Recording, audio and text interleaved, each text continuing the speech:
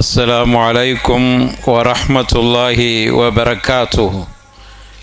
الحمد لله رب العالمين والعاقبة للمتقين ولا عدوان إلا على الظالمين.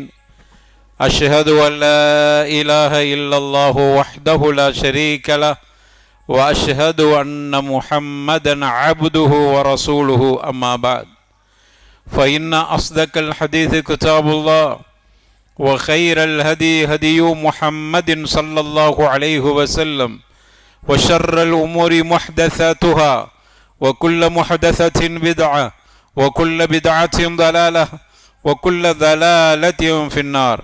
فأعوذ بالله من الشيطان الرجيم. بسم الله الرحمن الرحيم. يا أيها الذين آمنوا اتقوا الله حق تقاته ولا تموتن إلا وأنتم مسلمون. رب اشرح لي صدري ويسر لي أمري واحلل عقدة من لساني يفقه قولي. بفضل الله ورحمته, அல்லாஹுடைய பெருங்கிருபையால் ரமதானுடைய இரவு தொழுகைக்கு பிறகு தொடராக நடைபெற்று வருகிற இந்த தொடர் சொற்பொழிவின் இன்றைய தினத்தில் புனிதமிக்க ரமதான் மாதத்தில் இந்த உம்மத்திற்கு அருளப்பட்ட இறைவேதம் குர்ஆன் எப்படியான ஒரு தாக்கத்தை, ஒரு ஈர்ப்பை மனிதர்களுடைய உள்ளங்களை ஈர்த்திருக்கின்றன என்கிற செய்தியை நாம் பார்க்க இருக்கிறோம். இறைவேதம் குர்ஆன் அல்லாஹ் குறிப்பிடுகிற பொழுது இந்த வேதம் எல்லா மக்களுக்கும் வழிகாட்டக்கூடிய வேதமாக இருக்கிறது என்று அல்லாஹ் குறிப்பிட்டிருக்கிறான்.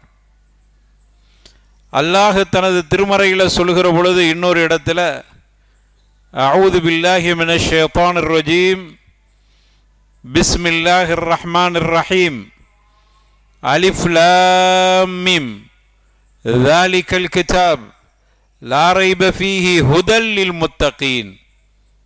இந்த வேதத்தில் எந்த சந்தேகமும் இல்லை, இது இறையச்சம் உடையவருக்கு நேர்வழி காட்டக்கூடியதாக இருக்கிறது என்று அல்லாஹ் இந்த குர்ஆனை பற்றி இப்படி சொல்லி காட்டுகிறான்.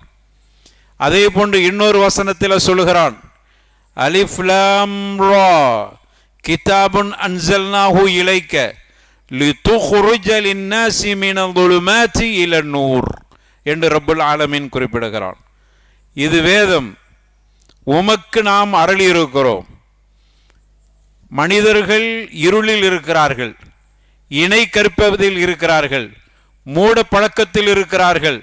அவர்களை அதிலிருந்து இளநூர் பிரகாசம், ஈமான், ஏகத்துவத்தின் பக்கம் மக்களை வெளிப்படுத்துவதற்காக வேண்டி இந்த வேதத்தை உமக்கு அருளி இருக்கிறோம் என்று அல்லாஹ் ரப்பல் ஆலமீன் தனது திருமறையில குறிப்பிடுகிறான். இந்த வேதத்தை பற்றி இன்னொரு வசனத்தில் அல்லாஹ் சொல்லுகிற பொழுது, இன்ன ஹாதல் குர்ஆன யஹ்தி லில்லதி ஹி அக்வம். இந்த வேதம் நிச்சயமாக அது நேரானதாக இருக்கிறது, மக்களை நேரான வழியின் பக்கம் அழைக்கிறது. ஒன்று. அடுத்து சொல்கிறான், யுபஷ்ஷிரில் முஃமினீன் அல்லதீன யஅமலூன ஸாலிஹாத்தி அன்ன லஹும் அஜ்ரன் கபீரா.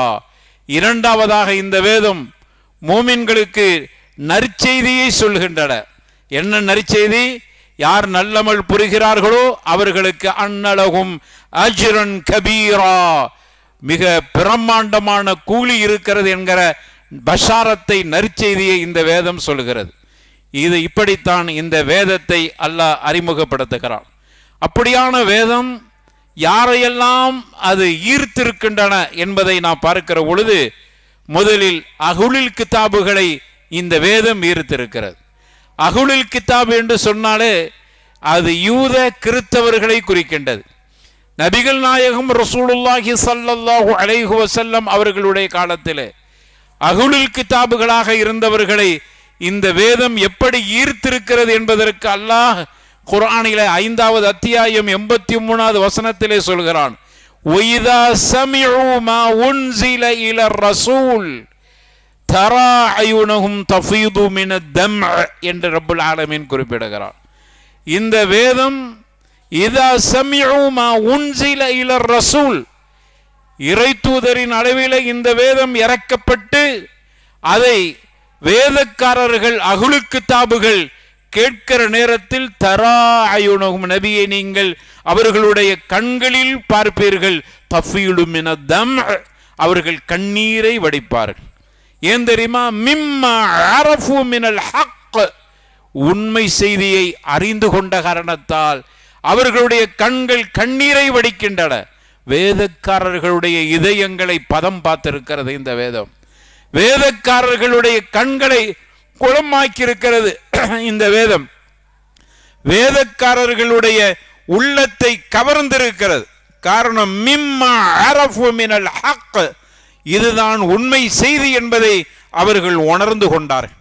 அது மட்டுமல்ல, கண்ணீர் வடிப்பதோடு மட்டும் அவர்கள் செல்லவில்லை. இப்படி சொன்னார்கள், யகூலூன ரப்பனா ஆமன்னா, இறைவா நாங்கள் இந்த வேதத்தை விசுவாசம் கொண்டோம், ஃபக்துப்னா மஅ ஷாஹிதீன், எங்களை சாட்சியாளர்களோடு எழுதுவாயாக, நாங்கள் இதை வேதம் என்று நம்புகிறோம் என்ற அந்த சாட்சியாளர்களோடு நீ எழுதுவாயாக என்று அவர்கள் இப்படி சொல்வார்கள். இப்படி வேதக்காரர்களையும் இந்த வேதம் பதம் பார்த்திருக்கிறது, அவர்களுடைய உள்ளங்களை கூட கவர்ந்திருக்கிறது.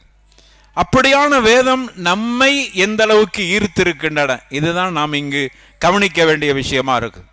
குர்ஆனிய மாதம் என்று சொல்கிறோம், ஷஹ்ரு ரமதான் உன்சில ஃபீஹில் குர்ஆன், இந்த மாதம் குர்ஆன் அருளப்பட்ட மாதம் என்று சொல்கிறோம். அப்படியானால் குர்ஆன் எந்த அளவுக்கு நம்மை ஈர்த்திருக்கின்றன, நம்மை எந்த அளவுக்கு கவர்ந்திருக்கின்றன. வேதக்காரர்களுடைய கண்களை குளமாக்கிய இறைவேதம், வேதக்காரர்கள் இதை ரப்பனா ஆமன்னா என்று அவர்கள் விசுவாசம் கொண்டதாக அல்லாஹ் குறிப்பிடுகிறானே, அப்படிப்பட்ட வேதம் நம்மை எந்த அளவுக்கு ஈர்த்திருக்கின்றன என்பதை இங்கு சிந்திக்க கடமைப்பட்டிருக்கிறோம். இன்னொரு வசனத்தில் அல்லாஹ் சொல்லுகிறான், 17வது அத்தியாயம் 107வது வசனத்தில் அல்லாஹ் சொல்லுகிறான், குல் ஆமினு பிஹி அவு லா துமினு, நபிகள் நாயகம் இந்த வேதம் அருளப்பட்டவுடன் இந்த வேதத்தை மக்கள்கிட்ட எடுத்து செல்றாங்க. 23 ஆண்டு காலம் இறை தூதர் முஹம்மது முஸ்தபா ரசூலுல்லாஹி ஸல்லல்லாஹு அலைஹி வஸல்லம் பிரச்சாரம் செய்தார்கள். 23 ஆண்டு காலம், 13 ஆண்டு காலம் மக்கா வாழ்க்கையில் சொல்லனா துயரங்களை அவர்கள் சந்தித்தார்கள். 3 ஆண்டுகள் மிகப்பெரிய நெருக்கடி, ஊர் நீக்கம் செய்யப்பட்டார்கள். அதற்கு பிறகு தன்னுடைய நாட்டிலிருந்தே, தனது பகுதியிலிருந்தே அவர்கள் நாடு கடத்தப்படுகிற அளவுக்கு அவர்களுடைய நிலை மாறுகிறது. 10 ஆண்டுகள் மதீனாவிலே அவர்கள் வாழுகிறார்கள். இப்படியாக 23 ஆண்டு காலம் இந்த குர்ஆனை கொண்டு போய் நாம் மக்களிடத்தில் சொல்லுகிற பொழுதெல்லாம் எதிர்ப்பு வருகிறது. அல்லாஹ்வுடைய தூதர் கவலைப்பட்டார். எந்த அளவுக்கு கவலைப்பட்டார்கள் குர்ஆன்ல அல்லாஹ் சொல்லி காட்டுகிறான், லஅல்லக பாகிஉன் நஃப்ஸக அலா ஆசாரிஹிம் இல்லம் யுமினு பிஹாதில் ஹதீஸி அஸஃபா, முஹம்மதே இவர்களெல்லாம் இஸ்லாத்தை ஏற்றுக்கொள்ளவில்லை என்று நினைத்து நினைத்து கவலைப்பட்டு உம்மையே அழித்துக் கொள்வீர் போல் தெரிகிறது. இறை தூதருக்கு கவலை. தன்னுடைய வீட்டிலே தொடர்ந்து 3 நாள் அடுப்பெரியது இல்லை. ஆயிஷா நாயகி பதிவு செய்கிறாங்க, எங்களுக்கு பெரும்பகுதி எங்களுடைய உணவு 2 கருப்புகள் தான் உணவாக இருந்தது. 2 கருப்புகள், ஒன்று பேரித்தம்பளம் என்ற கருப்பு, 2வது தண்ணீர். தண்ணீருக்கு உலகத்திலேயே நிறம் கொடுத்தது இஸ்லாம் தான். ஆயிஷா நாயகி தான் நிறம் சொல்லியிருக்கிறாங்க. தண்ணீருக்கென்று ஒரு நிறம் இல்லை, தண்ணீருக்கென்று ஒரு சுவை இல்லை, தண்ணீருக்கென்று ஒரு மனம் இல்லை. மனமில்லாத ஒன்று, எந்த மனமும் இல்லை. நுகர்ந்து பார்த்து தண்ணீர் மனம் என்று சொல்ல முடியாது. பன்னீருக்கு அங்கு நறுமணம் இருக்கிறது, ஆனால் தண்ணீருக்கு அப்படியான ஒன்று பார்க்க முடியாது. பாலுக்கு நிறம் இருக்கிறது, ஆனால் தண்ணீருக்கு நிறம் இல்லை. அதே போன்று பாலுக்கு நாம் நிறத்தை சொல்கிறோம், அதனுடைய சுவையை சொல்கிறோம், தண்ணீருக்கு அப்படி சொல்ல முடியாது. ஆயிஷா நாயகி தான் சொன்னார்கள், எங்கள் வீட்டில் 2 கருப்புகள் தான் அதிக நாட்களுடைய உணவாக இருந்தது. ஒன்று பேரித்தம்பளம், மற்றொரு கருப்பு தண்ணீர். இப்படியான வறுமை அவர்களை நெருக்கியிருந்தன. அவர்களுடைய வீட்டிலே தொடர்ந்து அடுப்பெரியாத நிலை, அவர்களுக்கு சரியான உடை இல்லை, அவர்களுடைய வீடு சரியான ஒரு பாதுகாப்பான, இன்னும் சொல்ல வேண்டுமானால் விசாலமான வீடும் அவர்களுக்கு இல்லை. ஆனால் கவலைப்பட்டார்கள் நபிகள் நாயகம். எதை நினைத்து தெரியுமா? தனக்கு இதெல்லாம் இல்லையே என்று கவலைப்படவில்லை. அவர்களுடைய கவலை எல்லாம் என்ன தெரியுமா? லஅல்லக பாகிஉன் நஃப்ஸக அலா ஆசாரிஹிம் இல்லம் யுமினு பிஹாதில் ஹதீஸி அஸஃபா. இந்த உம்மத் குர்ஆன் அருளப்பட்ட அவர்களுக்கு இந்த குர்ஆனை ஓதி காட்டுகிற பொழுது, அவர்களுக்கு குர்ஆனுடைய செய்திகளை எடுத்து சொல்கிற பொழுது புறக்கணிக்கிறார்களே என்று கவலைப்பட்டார். அதற்கு அல்லாஹ் ஆறுதல் சொல்கிறான். குல் நபியே, நீங்க சொல்லுங்க, ஆமினு பிஹி அவ் லா துமினு. அவர்கள் விசுவாசம் கொண்டாலும் சரி, விசுவாசம் கொள்ளாவிட்டாலும் சரி, உங்களுக்கு ஏன் கவலைப்படுறீங்க? அவர்கள் விசுவாசம் கொண்டால் அவர்களுக்கு நன்மையாக இருக்கும். குர்ஆனை யாரெல்லாம் புறக்கணிக்கிறார்களோ அது அவர்களுக்கு உண்டானதாக இருக்கும். யாரெல்லாம் ஏற்றுக்கொள்கிறார்களோ அவர்களுக்கு அது நன்மையாக இருக்கும். எனவே விசுவாசம் கொண்டாலும் சரி, விசுவாசம் கொள்ளாவிட்டாலும் சரி, நபியே உங்களையே நீங்கள் கவலைப்பட்டு அழித்து கொள்ள வேண்டாம் என்று சொல்லிட்டு ஆறுதலா அல்லாஹ் சொல்றான். இன்னல்லதீன ஊத்துல் இல்ம மின் கப்லிஹி, உங்களுக்கு முன்னால் வேதம் கொடுக்கப்பட்ட, அறிவு கொடுக்கப்பட்ட அந்த உலமாக்கள் இருக்கிறார்களே, யூதக்காரர்கள், வேதக்காரர்கள் இருக்கிறார்களே, அவர்களை பொறுத்தவரையில் யூத்துலா அலைஹிம், அவர்களிடத்தில் இந்த வேதத்தை ஓதி காட்டுங்கள் நபியே. விசுவாசம் கொள்ளவில்லை என்று கவலைப்படாதீர்கள். இந்த வேதக்காரர்களுடைய உலமாக்கள்கிட்ட இந்த குர்ஆனை ஓதி காட்டுங்கள்.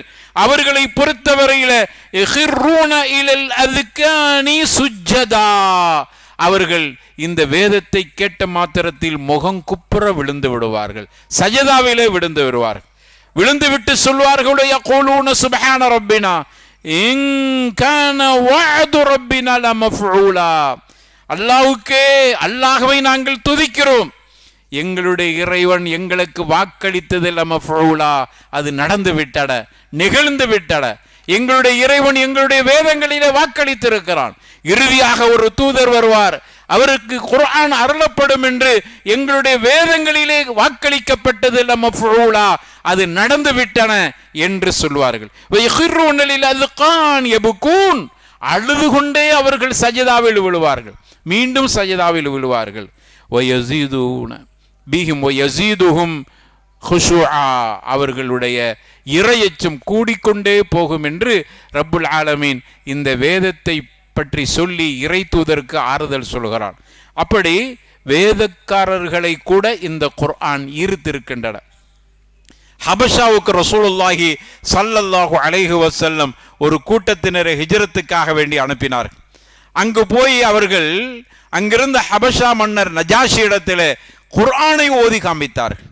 குர்ஆனை கேட்ட மாத்திரத்தில் நஜாஷி மன்னர், அவர் ஹபஷி, அரபி தெரியாது, ஆனால் அவருக்கு மொழிபெயர்க்கப்படுகிறது, அதை கேட்டு கண்ணீர் வடித்தார். அவர்கிட்ட இருந்த ஏடு நனைந்து போனன என்பதை வரலாற்றிலே பார்க்கிறோம்.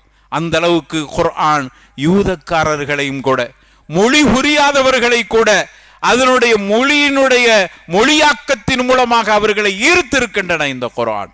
இதுதான் குர்ஆன் முஅ்ஜிஸா, அற்புதம் என்பது இதுதான். குர்ஆன் மிகப்பெரிய அற்புதம் காட்டியிருக்கிறது என்று சொன்னால் மனிதர்களுடைய உள்ளங்களை ஈர்த்திருக்கிறது, அதுவே பெரிய அற்புதம்.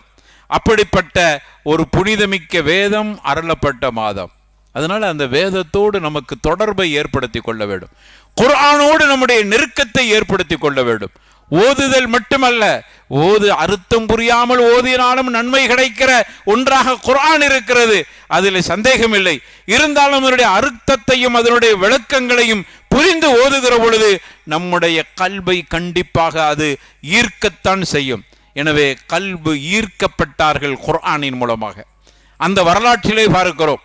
ஒரு மனிதர், அவர் துஃபைல் என்று சொல்லப்படக்கூடிய ஒரு மனிதர். இந்த துஃபைல் யாரு தெரியுமா? யமன் தேசத்திலிருந்து வர தௌசி, யமன் தேசத்திலிருந்து வருகிறார். யமாமா என்கிற பகுதியிலிருந்து வருகிறார். இன்னைக்கு யமாமா மம்லக்கத்துல் அரபியத்து சவுதியாவில் இருக்கிறது.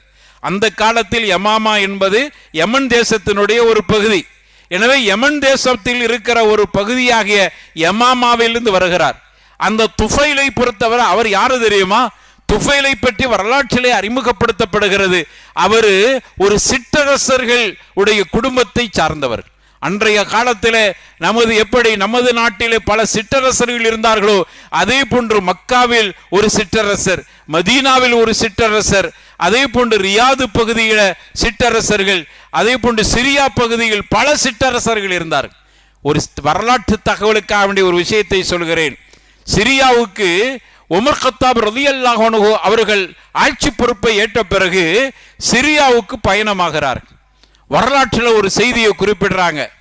சிரியாவுக்கு பயணமாக கூடிய அந்த காலத்தில் இருந்த சிற்றரசர்கள் எல்லாம் மக்காவிலிருந்தும் மதீனாவிலிருந்தும் ரியாதிலிருந்தும் நஜித் தேசத்திலிருந்தும் பிரயாணமாகிற சிற்றரசர்கள் எல்லாம் சிரியாவுக்கு போக வேண்டுமானால் அந்த பகுதியில் இருக்கக்கூடிய சிற்றரசர்களின் மூலமாக வழிப்பறிக்கு ஆளாக்கப்பட்டு தொல்லை கொடுக்கப்படுவார்கள் அந்த சிற்றரசர்கள். காரணம், அங்கு கூடியிருந்த சிற்றரசர்கள் எல்லாம் வழிப்பறி செய்யக்கூடியவர்களாக இருந்தார்.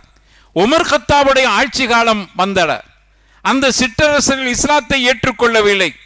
ஆனால் உமர் கத்தாப் சிரியாவுக்கு வருகிறார் என்கிற ஒரு செய்தி மட்டும் கேள்விப்படுகிறார்கள்.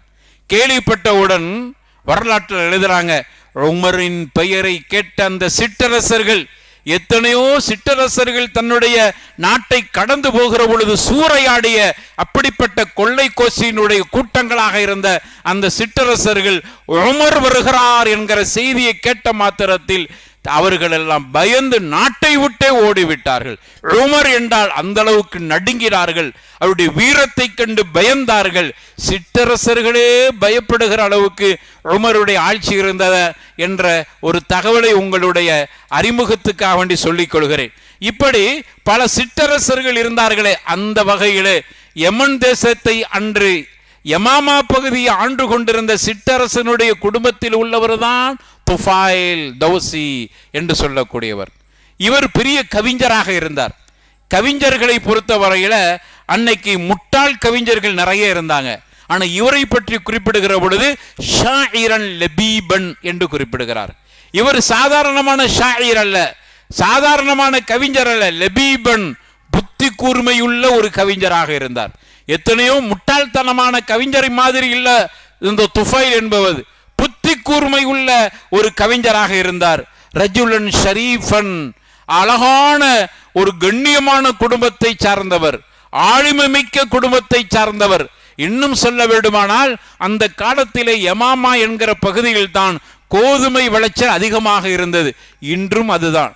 நீங்க இன்னைக்கு பாருங்க, சவுதி அரேபியாவில் கோதுமை ஏற்றுமதி யமாமா பகுதியில் இருந்தால் அதிகமாக விளைச்சல் இருக்கிறது. அன்றும் அப்படித்தான் இருந்தது. அங்கிருந்து தான் எல்லா மாகாணங்களுக்கும் கோதுமை ஏற்றுமதி ஆச்சு.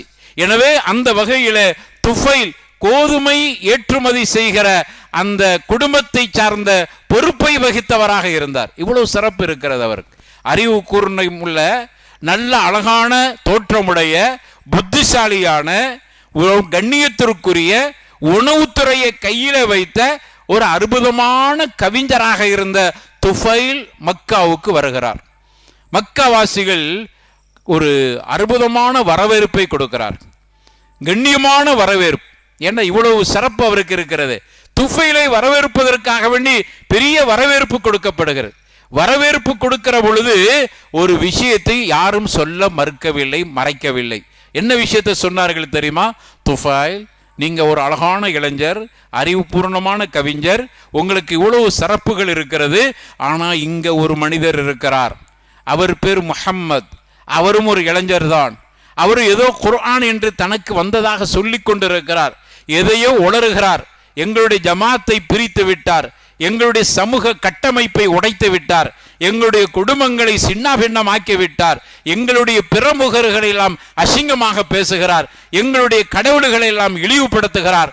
அவர் சொல்கிற ஏக இறைவன் ஒருவன் தான் கடவுள் என்று சொல்கிறார், தன்னை நபி என்று வாதிட்டு கொண்டிருக்கிறார். எனவே எந்த சூழ்நிலையிலும் அவருடைய வார்த்தை உங்களுடைய காதில் விழாமல் பாதுகாத்துக் கொள்ளுங்கள். இதுதான் அவருக்கு சொல்லப்பட்ட செய்தி. அவ்வளவு வரவேற்பு கொடுத்து விட்டு அற்புதமான அறிவுபூர்ணமான கவிஞராக இருக்கிற நீங்கள் முஹம்மது என்கிறவருடைய வார்த்தையை ஒரு காலமும் கேட்டு விடாதீர்கள் என்று எச்சரிக்கை செய்தார். இதை கேட்ட அந்த அற்புதமான துஃபைல் என்கிற அந்த கவிஞர் தன்னுடைய காதில் பஞ்சை அடைத்து கொண்டார். அவரே வாக்குமூலம் கொடுக்கிறார், துஃபைலே வாக்குமூலம் கொடுக்கிறார். முஹம்மதுடைய வார்த்தைகள் என்னுடைய காதிலே விழுந்து விடக்கூடாது என்பதற்காக என்னுடைய காதை பஞ்சு கொண்டு அடைத்து கொண்டேன். நான் கஅபத்துல்லாவுக்கு போனேன். அங்க போகும்போது ஒரு இளைஞர் ஏதோ வணங்கி கொண்டிருந்தார்.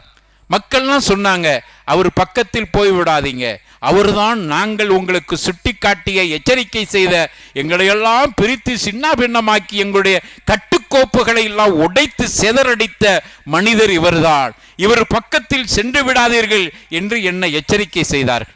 நானும் உஷாரா இருந்து கொண்டேன். ஆனால் ஏதோ ஒரு சந்தர்ப்பம் என்ன அறியாமலே அவர் பக்கத்தில் நிற்க வேண்டிய ஒரு நிலைக்கு தள்ளப்பட்டேன். பாருங்க, முஹம்மது முஸ்தபா ரசூலுல்லாஹி ஸல்லல்லாஹு அலைஹி வஸல்லம் அவர்களுக்கு பக்கத்திலே நிற்கிற ஒரு வாய்ப்பு. அப்பொழுது அவர் ஏதோ ஒரு வார்த்தை பேசுகிறார், யார்கிட்ட ஏதோ பேசுகிறார். அந்த வார்த்தை என்ன பேசுகிறார் லேசா என்னுடைய காதில் அப்படி தொட்டு போயன. நான் உடனே எனக்குள் சமாதானம் செய்து கொண்டேன். இது துஃபைலுடைய கருத்தை நான் இங்கு பதிவு செய்கிறேன். எனக்குள் நான் சமாதானம் செய்து கொண்டேன். நான் என்ன அறிவு கெட்டவனாவா இருக்கிறேன்? எனக்கு புத்தி இல்லையா? முஹம்மது என்ன வேண்டுமானாலும் சொல்லட்டுமே, அவர் சொல்வது நல்லதாக இருந்தால் ஏற்றுக்கொள்கிறேன், தீமையாக இருந்தால் அவருக்கு முன்னாடியே எனக்கு கண்டிக்கிற ஆற்றல் இருக்கிறது, திறமை இருக்கிறது, அதிகாரம் இருக்கிறது. அப்படிப்பட்ட அறிவுக்கு சொந்தக்காரனாக இருக்கிறேன். முஹம்மது எதை வேண்டுமானாலும் சொல்லட்டுமே, அதை பிரித்து அறியக்கூடிய ஆற்றலும் திறமையும் அறிவும் எனக்கு இருக்கிற பொழுது நான் ஏன் இவர் சொல்வதை கேட்காமல் பஞ்சு வைத்து அடைத்துக் கொள்ள வேண்டும் என்ற முடிவுக்கு வந்து என்னை சமாதானம் செய்து கொண்டேன். எனவே என்னுடைய காதிலிருந்து பஞ்சை எடுத்தேன்.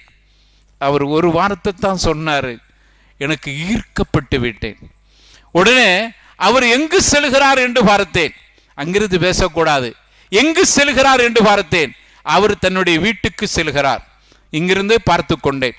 அன்றொரு நாள் சஃபா என்கிற மலை அடிவாரம், மக்கள் நடமாட்டம் இல்லாத பகுதி. இன்னைக்கு கற்பனை கூட செஞ்சு பார்க்க முடியல. இன்னைக்கு கால் வைப்பதற்கு இடமில்லை. இன்னைக்கு உள்ள செய்தியில கால் வைப்பதற்கு சஃபா மலை அடிவாரத்தில் நமக்கு அங்கு இடமில்லை. மக்களின் தலைகளும் கால்களும் அங்கு நிரப்பப்பட்டிருக்கிறது. அன்றொரு நாள் சஃபா மலை அடிவாரம் என்பது ஒதுக்குப்புறமான பகுதி. அங்குதான் அர்கமுடைய வீடு இருந்தது. ஒதுக்குப்புறமான வீட்டுக்குள் தான் இஸ்லாத்தை ஏற்றுக்கொண்டவர்கள் பயந்து நடுங்கி தாவா சென்றாக ஏங்கிக் கொண்டிருந்தது. அங்கு போய் அவர்கள் தங்கி கொண்டிருந்தார்கள். அந்த பகுதியில் தான் முஹம்மதுடைய வீடு இருந்தது. நானும் அவருடைய வீட்டில் போய் சந்திப்போம் என்று அவருடைய வீட்டுக்கு நான் சென்று விட்டேன். துஃபைல் சொல்றாங்க. வீட்டுக்கு சென்ற பிறகு முஹம்மது முஸ்தபா ரசூலுல்லாஹி ஸல்லல்லாஹு அலைஹி வஸல்லம் அவர்களை நான் அங்கு சந்தித்து விட்டு அவர்கிட்ட நின்று, என்ன உங்களை இப்படியெல்லாம் பேசுகிறாங்களே அப்படின்னு மட்டும்தான் கேட்டேன்.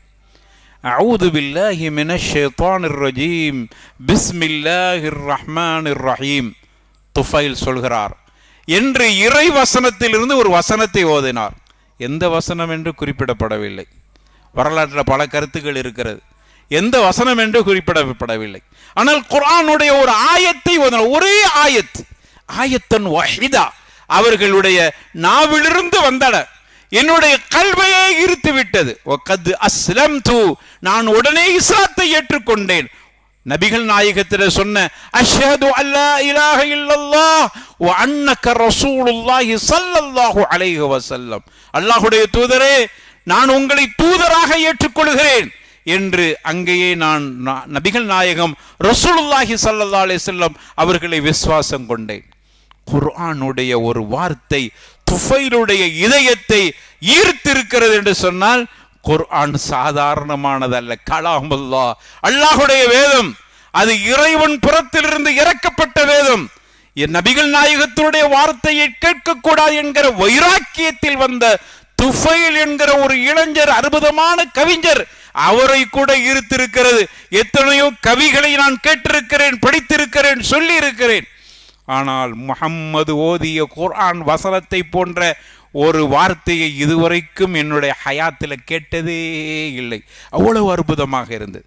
நமக்கும் ஒளிக்கும் தூரமாக இருப்பதால் குர்ஆனுடைய மகத்துவம் நமக்கு தெரியாமல் ஆயிற்றோ என்னமோ தெரியவில்லை.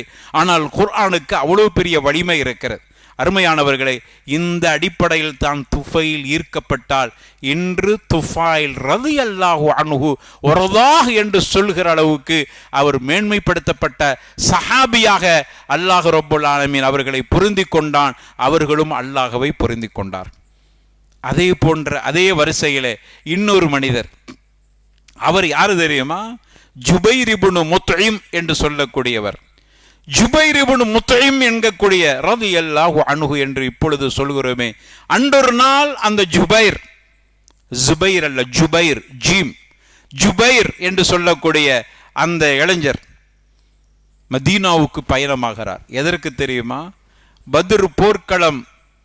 எவ்வளவு பெரிய பத்ர் போர்க்களம், எப்படிப்பட்ட பத்ர் போர்க்களம். இங்கு அதை நினைத்து பார்க்கிறோம்.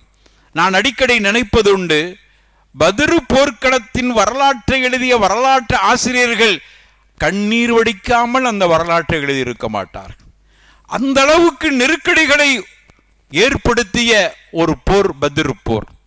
எண்ணிக்கை குறைவாக இருந்த இஸ்லாமிய கூட்டம், அதிகம் எண்ணிக்கையோடு வந்த காபிர்களின் கூட்டம், எதிரணி. அது மட்டுமல்ல, இஸ்லாமியர்களை பொறுத்தவரையில நோன்பு வைத்துக் கொண்டு, நோன்புக்கு சஹர் உணவோ இஃப்தார் உணவோ நம்மை போன்று பிரமாண்டமான உணவுகள் அல்ல. பேரித்தம்பளத்தில் சிறிய கீற்றுகள் சஹருடைய உணவு, பேரித்தம்பளத்தினுடைய சிறிய கீற்றுகள் இஃப்தாருடைய உணவாக இருந்தது. ஆயுதங்கள் பெருசாக இல்லை, ஆள்பலம் பெரிய கூட்டம் இல்லை. 300 சொச்சம் பேர். அதிலே கருத்து வேறுபாடு, 313 300 வைத்துக் கொள்ளுங்கள், அவ்வளவுதான். 300 சொச்சம் அந்த படை வீரர்கள், இஸ்லாமிய வீரர்கள் 1000க்கும் அதிகமான ஆயுதங்களோடு உணவுகளை சரியான முறையில் வேளா வேளைக்கு சாப்பிடுகிற அளவுக்கு பல ஒட்டகங்களை அறுத்து உண்ணக்கூடிய அளவிலே பிரமாண்டமான அந்த டாம்பிகத்தோடு வந்திருக்கிற முஷ்ரிக்குகள் கூட்டம். நபிகள் நாயகத்துக்கென்று பரன் வீடு அமைக்கப்பட்டிருக்கிறது.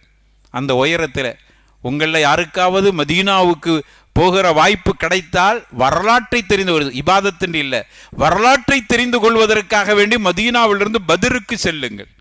பத்ருடைய காட்சியை பாருங்கள். வரலாற்றை படித்தவர்கள் இந்த காட்சியை பார்க்கிற பொழுது இந்த இடம் என்று நம்மளை அறியாமலே ஒரு வகையான உணர்வை பெற முடியும். இந்த இடங்களில் தானே மிகப்பெரிய தியாகங்கள் நடந்திருக்கிறது. நபிகள் நாயகம் பரன் வீட்டிலே அமர்ந்து கொண்டு பார்க்கிறார்கள்.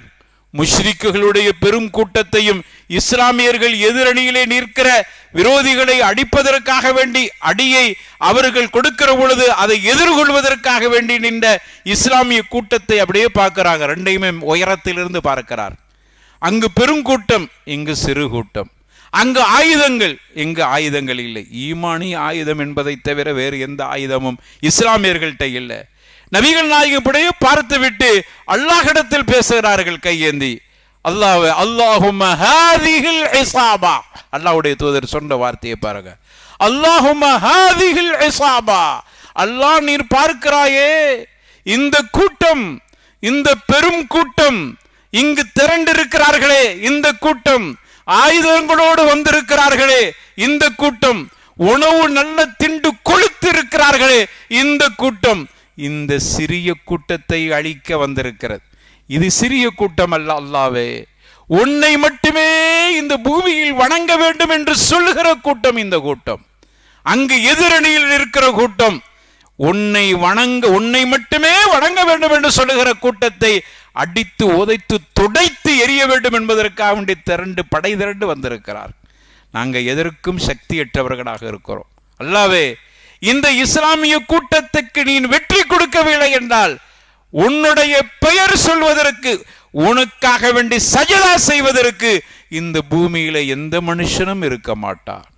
எனவே வெற்றியை கொடுண்டு அல்லாட்ட தன்னுடைய ஹாலாத்துகளை, நிலைமைகளை நினைத்து புலம்பி துவா செய்தார்கள். பக்கத்தில் அபூபக்கர் ரலியல்லாஹு அன்ஹு அவர்கள் ரசூலுல்லாஹ் உருக்கமாக துவா செய்வதை பார்த்து, அங்கே கூட்டு துவா இல்லை பாருங்க, தனிமையாக தான் செய்கிறாங்க. அபூபக்கர் பக்கத்தில் நிற்கிறாங்க. இது ஒரு ஆதாரமாக எடுத்துக்கலாம்.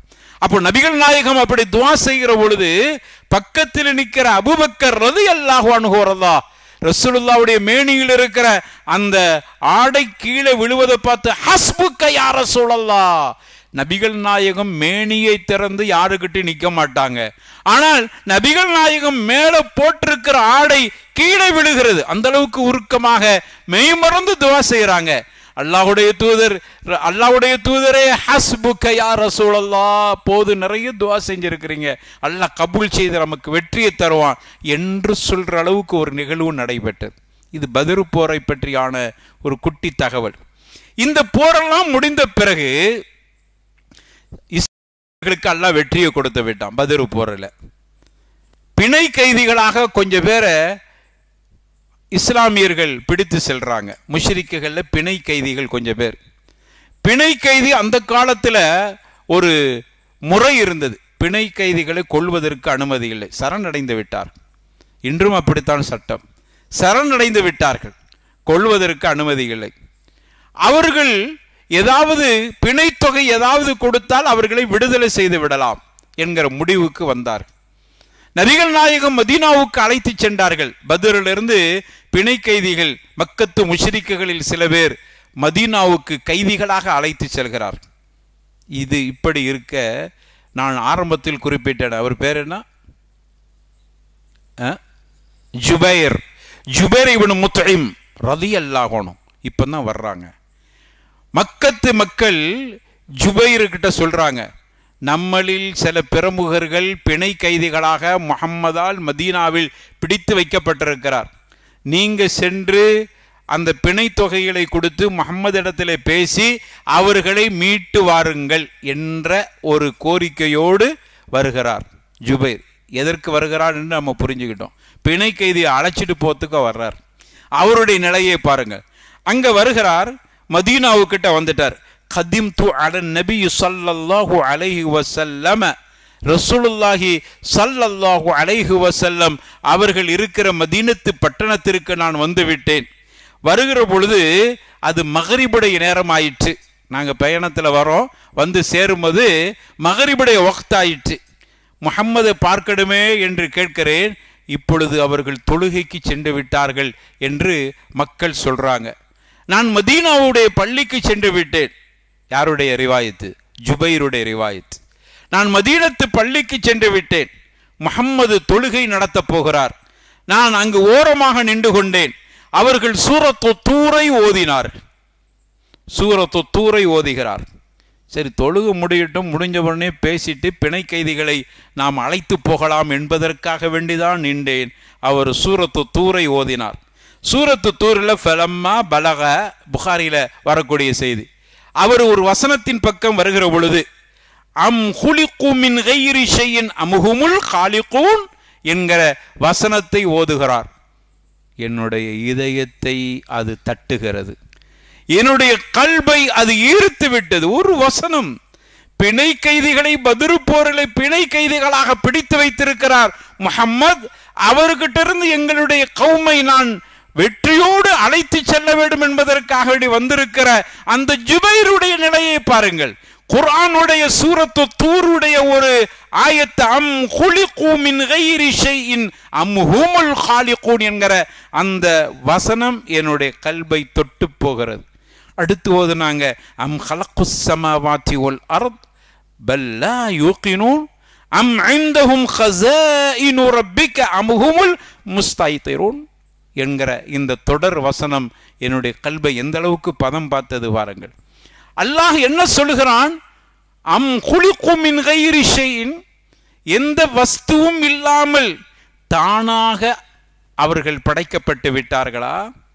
நீ தானாக படைக்கப்பட்டு விட்டாயா, அல்லது நீனே உன்னை படைத்து கொண்டாயா?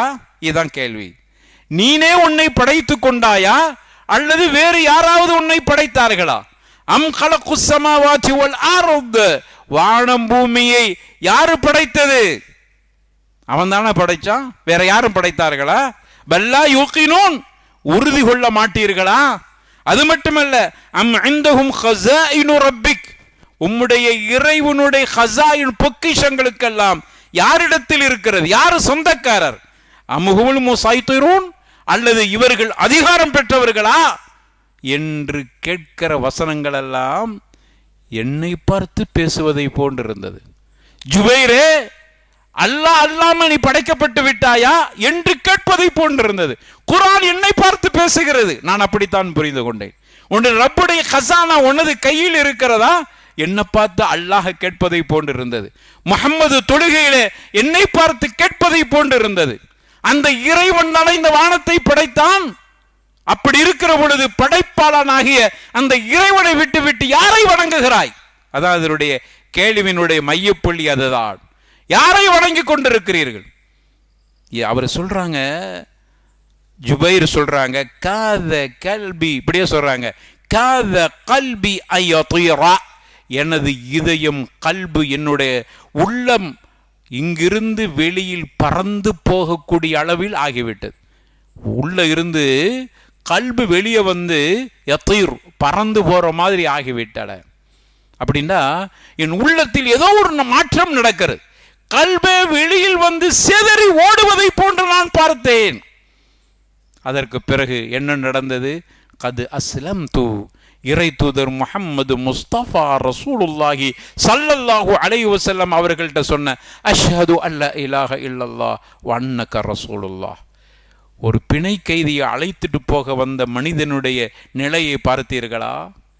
இத்துணைக்கும் கடும் முஷ்ரிக்குகளாக இருந்தவர்கள் குர்ஆனுடைய ஒரு வாக்கியம் அவருடைய கல்பை எந்த அளவுக்கு, சூரத்து தூருடைய ஒரு 3 ஆயாத்துக்கள் அவருடைய கல்பை எந்த அளவுக்கு பதம் பார்த்திருக்கிறது. என்னுடைய இதயமே வெளியில் வெடித்து வந்து பறந்து போவதை போன்று நான் உணர்ந்து கொண்டேன். புகாரியில் இந்த செய்தி இப்படியே பதிவு செய்யப்பட்டிருக்கிறது. இப்படித்தான் அந்த ஜுபைரையும் இஸ்லாத்தின் பக்கம் இந்த குர்ஆன் ஈர்த்தல. ஒரு ஆளை இந்த குர்ஆன் விடவில்லை.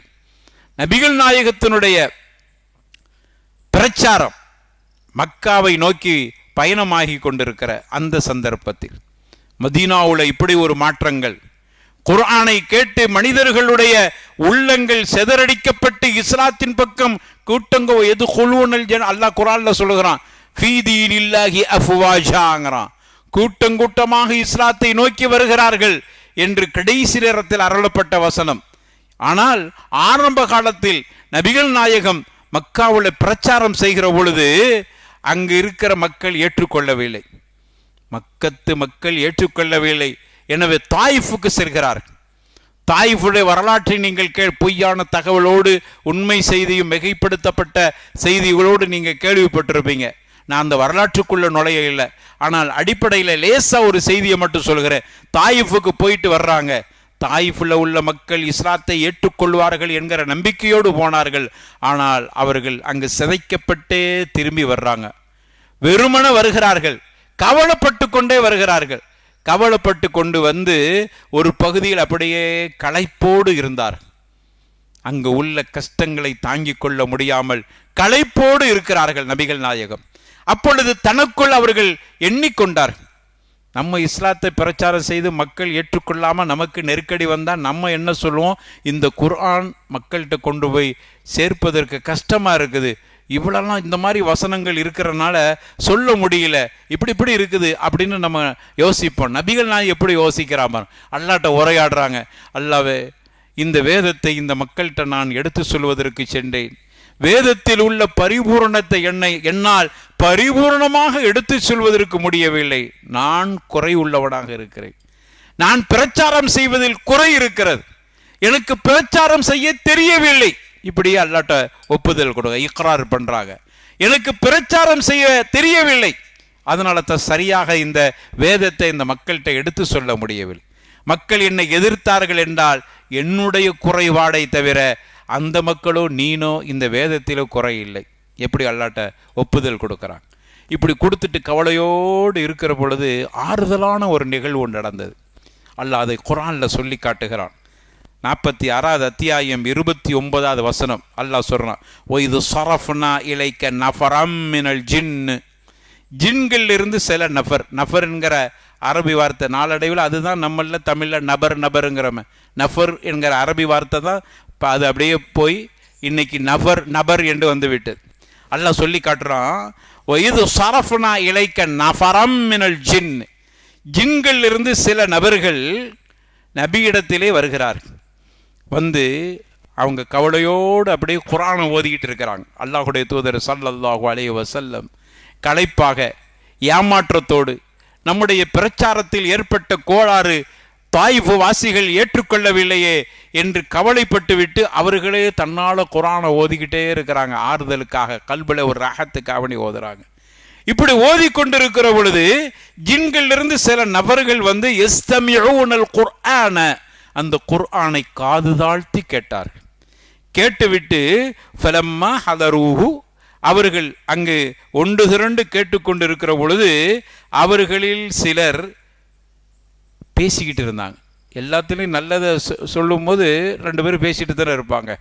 அதே மாதிரி ஜின்கள்லையும் இருக்கிறவங்க குர்ஆனை கேட்டுக்கிட்டு இருக்கிறாங்க, கொஞ்சம் பேர் பேசிட்டு இருக்கிறாங்க. காலு அன்சிது, அங்கே ஜின்கள் சொன்னாங்க அமைதியா கேளுங்க, முஹம்மது குர்ஆன் ஓதுகிறார், அமைதியா கேளுங்க. ஃபலம்மா குதிய வல்லவ் இலா கௌமிஹி, குர்ஆனை முஹம்மது ஓதி முடித்த பொழுது அவர்கள் தங்களுடைய சமூகத்திற்கு செல்கிற ஜின்கள், இன்னும் பெரும் கூட்டம் ஜின்கள் இருக்கிற பகுதிக்கு செல்கிற பொழுது அவருடைய கல்வை குர்ஆன் எப்படி மாற்றி இருக்கிறது பாருங்க. ஜின்களையே குர்ஆன் மாற்றி இருக்கிறது. எப்படி மாற்றியது தெரியுமா? முந்திரீன், அந்த ஜின்கள் சொல்றாங்க, நாங்கள் அச்சமூட்டி எச்சரிக்கை செய்யக்கூடியவர்களாக எங்களுடைய சமூகத்தின் பக்கம் சென்றோம். ஒரு குர்ஆன் முஹம்மது தானாக கவலைப்பட்டு ஆறுதலுக்காக வேண்டி ஓதிக்கொண்டிருந்தார், எங்களுக்காக வேண்டி ஓதையில, அவருடைய உள்ளம் ஆறுதலுக்காக வேண்டி குர்ஆனை ஓதிக்கொண்டிருக்கிற பொழுது போற வழியில கேட்ட ஜின்களாகிய நாங்கள் எங்களுடைய சமூகம் செல்கிற பொழுது முந்திரீன்களாக சென்றோம், எச்சரிக்கை செய்யக்கூடியவர்களாக சென்றோம், எங்களுடைய சமூகத்துக்கு போனோம்.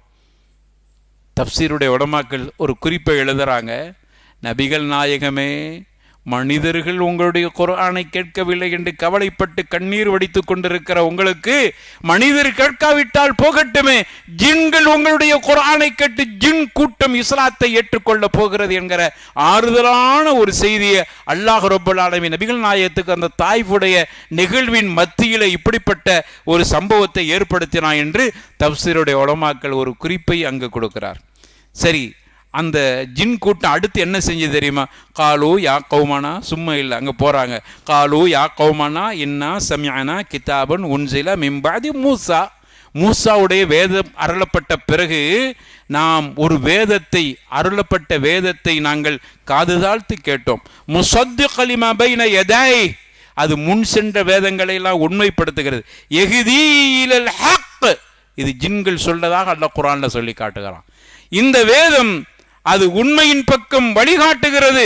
ஒயிலா தரீக்கும் முஸ்தகீம், நேரான வழியை காட்டுகிறது. யாருக்கிட்ட போய் பிரச்சாரம் பண்றாங்க?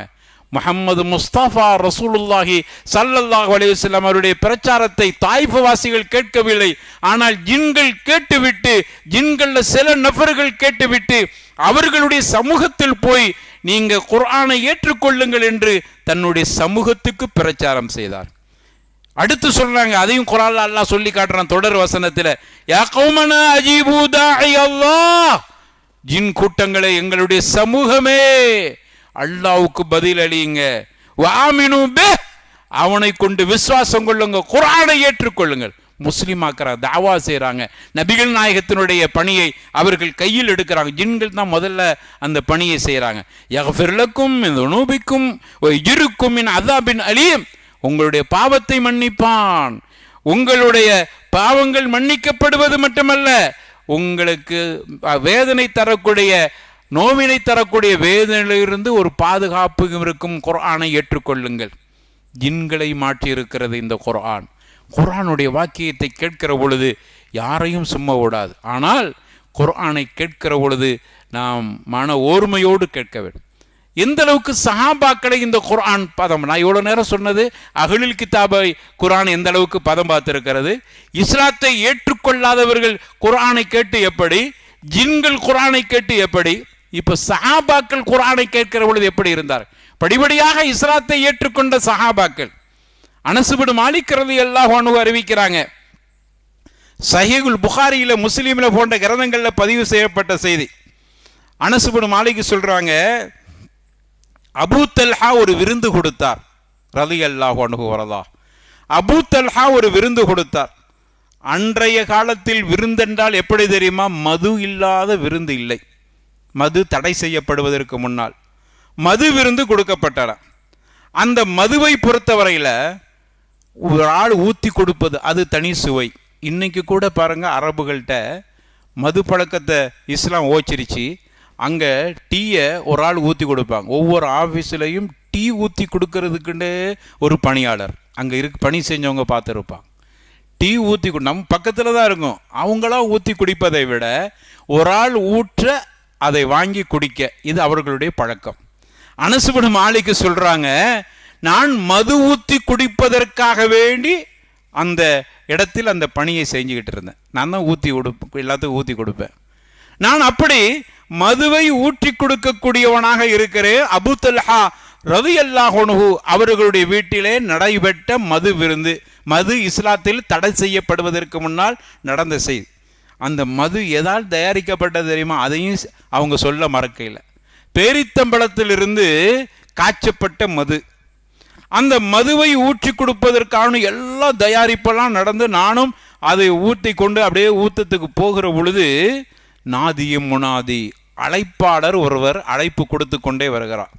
அந்த காலத்தில் ஒரு செய்தியை சொல்வதற்கு மீடியான்னு எடுத்தால் 2 வகையான அடிப்படையில் தான் மீடியா அந்த காலத்தில்.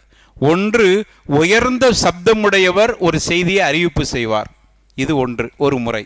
இன்னொரு முறை, உயரமான இடத்தில் நின்று அறிவிப்பு செய்வார். இதெல்லாம் உங்களுடைய தகவலுக்கு தருகிற செய்தி தான். ஒரு உயரமான இடத்திலிருந்த ரசூலுல்லாஹ் பாருங்க, இஸ்லாத்தை எடுத்து சொல்வதற்கு என்ன செஞ்சாங்க? உயரமான ஒரு இடத்தை சஃபா மலைக்கு மேலே ஏறிக்கிட்டாங்க. இதுதான் அந்த காலத்தில் செய்தியை மக்கள்கிட்ட கொண்டு போய் சேர்ப்பதற்கு பயன்படுத்தப்படுகிற மீடியா. இந்த 2 வகையில் தான் நடைபெற்றன. அப்படி உயர்ந்த சப்தமுடைய, அதனால தான் பிலால பாங்கு சொல்வதற்கு நியமிக்கப்பட்டார். உயர்ந்த சப்தமுடையவர் அவர்களை. அதனால தான் பாங்குக்கு நம்ம ஊரில் கூட அந்த காலத்தில் பழைய பள்ளிவாசல் எங்கள் ஊர்லாம் இருந்துச்சு. இங்கேயும் இருந்திருக்கு. இங்கேயும் பழமையான பள்ளிகள் இருக்கத்தானது. பழைய பள்ளிவாசலில் பாருங்கள், பாங்குக்கென்று ஒரு உயரமான மேடை இருக்கும். அந்த அடிப்படையில் தான் கெட்டப்பட்டு மேடையோ ஒரு மேடை மாதிரி வச்சுருப்பாங்க. மைக்கெல்லாம் கண்டுபிடிக்க முன்னாடி பாங்கு அதுக்கு மேலே நின்று தான் சொல்லுவாங்க. இதெல்லாம் உங்களுடைய தகவலுக்காக வேண்டி சொல்கிறேன். அப்போது இந்த அடிப்படையில் எங்களுக்கு அறிவிப்பாளர் ஒரு அறிவிப்பை, உயர்ந்த சப்தமுடையவர் ஒரு செய்தி அறிவிச்சுட்டே வர்றாங்க. நான் மதுவை ஊற்றி கொடுக்கறதுக்காக வேண்டி விருந்து தயாராக இருக்கு, ஊற்றி கொடுக்க போகிறேன். அனஸ் சொல்கிறாங்க, முனாதியை யுனாதி, அழைப்பாளர் உயர்ந்த சப்தமுடையவர் ஒரு செய்தி அறிவிப்பு செய்கிறார். அலா இன்னல் கம்ர கது ஹுர்ரிமத். இதான் அவர் செய்த அறிவிப்பு. அலா இன்னல் கம்ர கது ஹுர்ரிமத் அப்படின்னு சொன்னார்.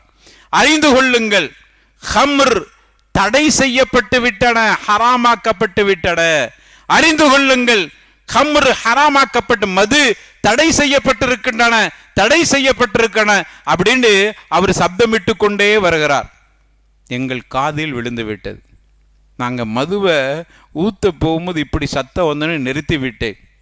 அபூ தல்ஹாவிடத்தில் போய் சொன்னேன், மது விருந்து வைத்திருக்கிறீர்கள், நானும் ஊற்றி கொடுக்க தயாராகிவிட்டேன். ஒரு சப்தம் ஒன்று வெளியிலே கேட்டது, உங்களுடைய காதில் விழுந்ததா? என்னன்னு கேட்டாங்க. அலா இன்னல் ஹம்ரு கது ஹுர்ரிமத், அறிந்து கொள்ளுங்கள், மது தடை செய்யப்பட்டு விட்டன என்று ரசூலுல்லாஹ் அறிவிப்பு செய்ய சொல்லியிருக்கிறார்.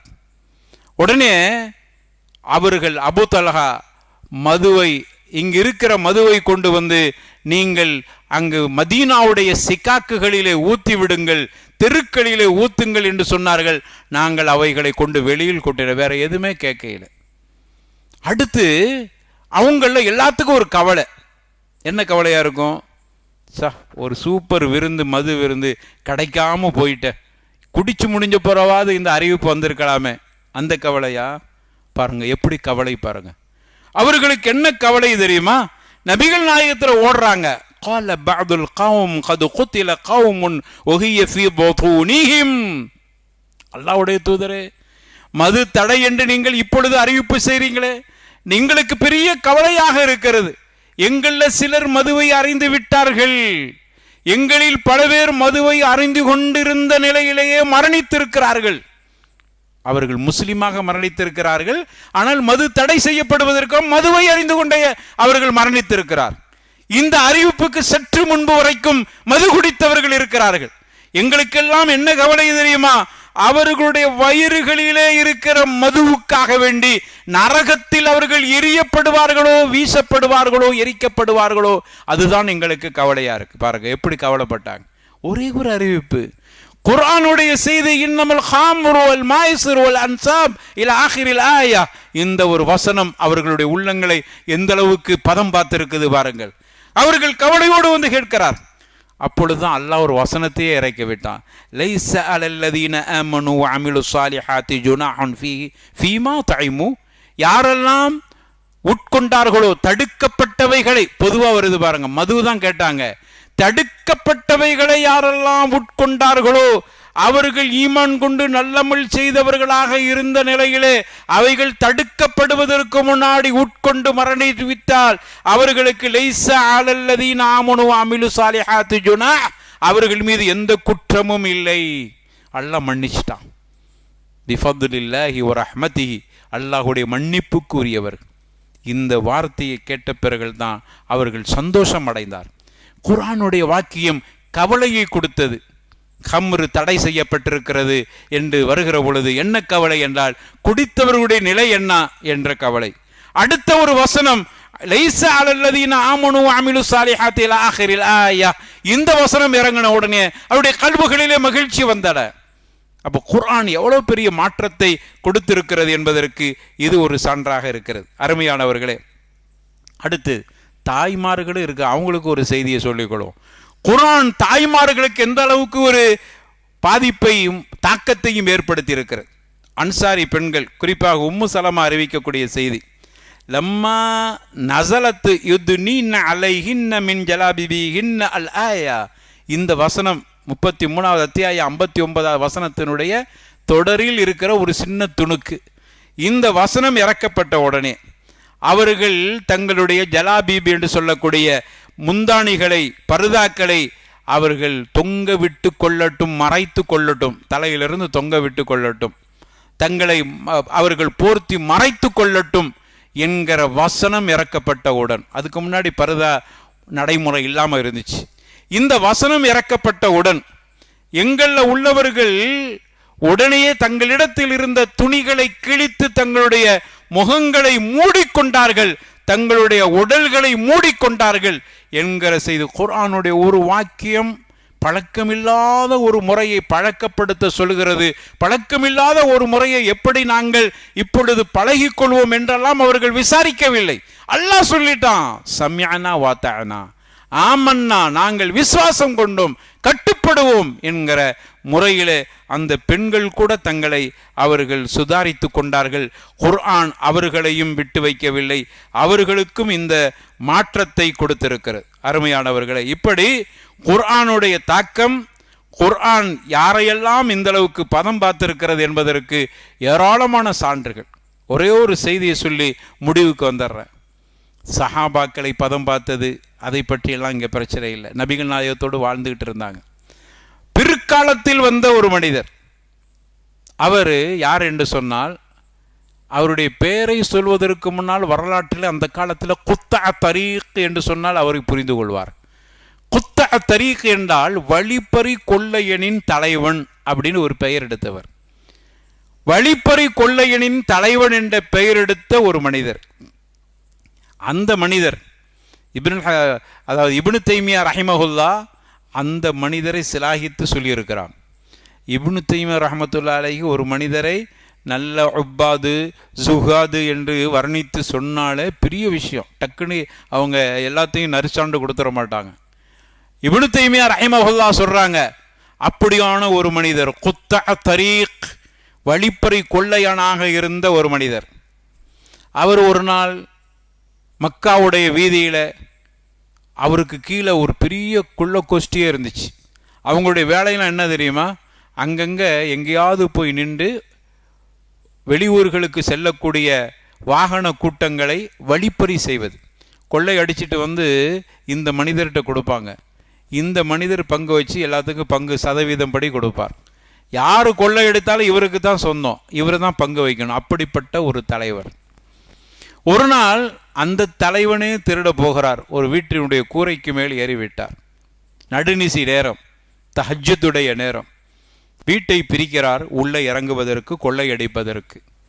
அப்படி வீட்டை பிரித்து கொண்டிருக்கிற பொழுது அங்கிருக்கிற ஒரு மூதாட்டி குர்ஆனுடைய வசனத்தை ஓதுகிறார்.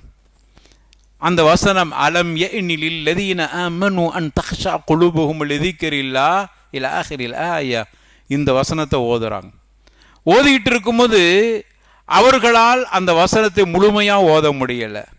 ஏனென்றால் அதனுடைய வசனம் தன்னை பார்த்து பேசுவதை போன்று அந்த பெண்மணி நினைக்கிறான். குர்ஆன் அப்படித்தான் எல்லாரும் புரிந்து கொண்டார்.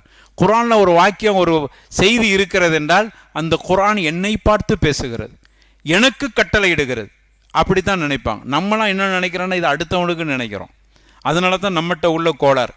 இது அவருக்கு, நான் நல்லவனாக இருக்கேன், அவரை பார்த்து இந்த குர்ஆன் இந்த வசனத்தை சொல்கிறது. ஆனால் நல்லவர்கள் அப்படி புரிகிறது இல்லை. என்னை பார்த்து குர்ஆன் பேசுகிறது. அதை ஓதி கொண்டிருக்கிற அந்த பெண்மணி நினைக்கிறாங்க குர்ஆன் என்னை பார்த்து அலம் யஅனில், முதல் அர்த்தம் என்னன்னு பார்ப்போம். அலம் யஅனில் லதீன ஆமனு அன் தக்ஷா குலூபுஹும் லிذிக்ரில்லாஹ். இன்னும் இறை அச்சத்தால் உன்னுடைய உள்ளம் இறை நினைப்பால் அச்சம் ஏற்படவில்லையா? உன் உள்ளத்தில் இன்னும் பயம் வரவில்லையா? ஈமான் கொண்டவரே, ஈமான் கொண்டுட்டீங்க, ஆனால் இன்னும் உங்கள் கல்வியில் அச்சம் வரவில்லையே, அச்சம் இல்லாமையில இருந்து கொண்டு இருக்கிறீங்க, கேட்ட மூமின்னு சொல்றீங்க. அப்படிங்கிற கருத்து தான் அந்த வசனத்தினுடைய கருத்து. இதை ஓதக்கூடிய அவருக்கு அல்லாஹ் தன்ட்ட பேசுற மாதிரி, தன்ட்ட கேட்கிற மாதிரி நினைக்கிறார். அதனால அவருக்கு அடுத்த வசனத்தை ஓத முடியல. அலம் யஅனில் லதீன ஆமனு, அடுத்து வரமாட்டேங்குது. அலம் யஅனில் லதீன ஆமனு, அடுத்து வரமாட்டேங்க, மறந்தது இல்லை, அவரால் ஓத முடியல. அல்லாஹ் என்ன பார்த்து கேட்கிறான், அலம் யஅனில் லதீன ஆமனு அன் தக்ஷா குலூபுஹும் லிذிக்ரில்லாஹ். ஈமான் கொண்டவரை இன்னும் உன்னுடைய கல்வி இறையச்சத்தின் பக்கம் வரவில்லையா? மீண்டும் கேட்கிறார், ஈமான் கொண்டவரை உனக்கு இன்னும் இறையச்சம் வரவில்லையா? ஈமான் கொண்டவரை இன்னும் இறையச்ச வரவில்லை. அழுதுகிட்டே ஓத அலம் யஅனில் லதீன ஆமனு, அலம் யஅனில் லதீன ஆமனு, மீண்டும் மீண்டும் மடக்கி மடக்கி ஓதிக்கொண்டே இருக்கிறார். இப்போ கொள்ள கோஷ்டியின் தலைவர் மேலே ஏறி கூரையை பிரித்து கொண்டு இருக்கிறார். பிரிச்சுக்கிட்டு இருந்தாப்புல இந்த அம்மா ஓதுறத அவர் காதில் விழுது. விழுந்த உடனே கூரைக்கு மேல் இருக்கிற அவர் புரிந்து கொண்டார், இந்த குர்ஆன் என்ன பார்த்து பேசுகிறது. நானும் மூமின் தானே, என்ன பார்த்து குர்ஆன் கேட்கிறது. அலம் யஅனில் லதீன ஆமனு அன் தக்ஷா குலூபுஹும் லிذிக்ரில்லாஹ். அல்லாஹ்வுடைய அச்சம் உனக்கு இன்னும் வரவில்லையா? ஏன்னா மூமினா இருந்து கொண்டு திருடுகிறாயே, அல்லாஹ்வுடைய பயம் உனக்கு இன்னும் வரவில்லையா? குர்ஆன் அவரை பார்த்து கேட்பதை போன்று அவர் உணர்ந்து விட்டு அதை அந்த கூரையை பிரிக்க முடியாமல் அப்படியே அதிர்ச்சியில் உறைந்து போனார். அப்படியே அமைதியாக உட்கார்ந்துட்டு இருக்கிறார். இந்த அம்மா திரும்ப திரும்ப ஓதுகிறது. அவர் தன்னை பார்த்து பேசுவதை போன்று அந்த பெண்மணி ஓதிக்கொண்டிருக்க அவர் நினைக்கிறார், என்னை பார்த்து குர்ஆன் கேட்கிறது. அலம் யஅனில் லதீன, அலம் யஅனில் லதீன, அலம் யஅனில் லதீன. அவர் ரொம்பவும் கவலைப்பட்டார். அழுது விட்டு சொன்னார், பலா பலா கதுஜா, பலா பலா கதுஜா, பலா பலா கதுஜா, வந்து விட்டது, எனக்கு அல்லாஹ்வுடைய அச்சம் வந்து விட்டது. கூரையிலிருந்து அப்படியே இறங்கினார், ஹரத்தின் பக்கம் ஓடினார், ஒது செய்து விட்டு தொழுகையில் நின்றார். குத்தா தரீக் என்று பெயர் வாங்கியவர் இப்ப எப்படி ஆயிட்டாரு தெரியுமா? வரலாற்றில் இப்னு தைமியா எழுதுறாங்க, உப்பாதுல் ஹரம் என்று ஆகிவிட்டார். ஆபிதுல் ஹரம் இல்லை, உப்பாத். அரபு கிராமர் படிக்கிறவங்களுக்கு தெரியும். உப்பாத் என்றால் அதற்கு என்ன செய்வாங்கன்னா அதிகம் என்கிற அர்த்தத்தை கொடுக்கும். அப்படின்னா என்ன அர்த்தம்?